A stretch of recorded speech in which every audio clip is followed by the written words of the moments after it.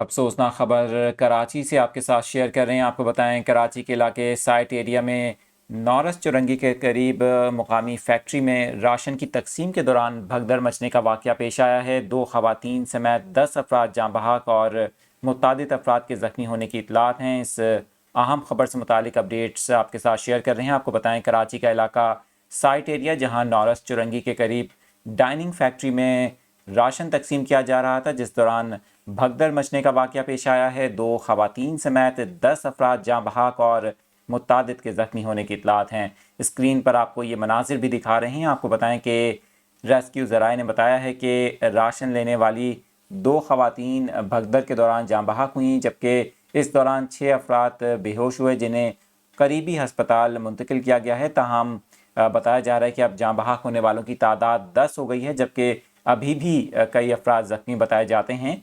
Police हुकाम का कहना है कि भगदड़ के दौरान कई अफराद जाँ बहक हुए हैं।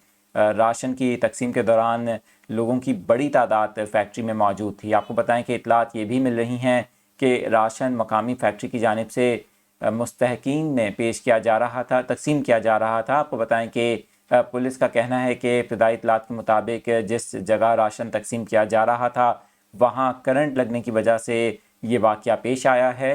पुलिस के मुताबिक भगदड़ के दौरान एक करीबी नाले की दीवार भी गिर गई। इब्तदाई इतलात में ये बताया जा रहा है कि नाले में 2 बच्चे गिरकर जाँ बहक हुए हैं, जबकि कई अफराद नाले में गिरकर ज़ख्मी हुए हैं।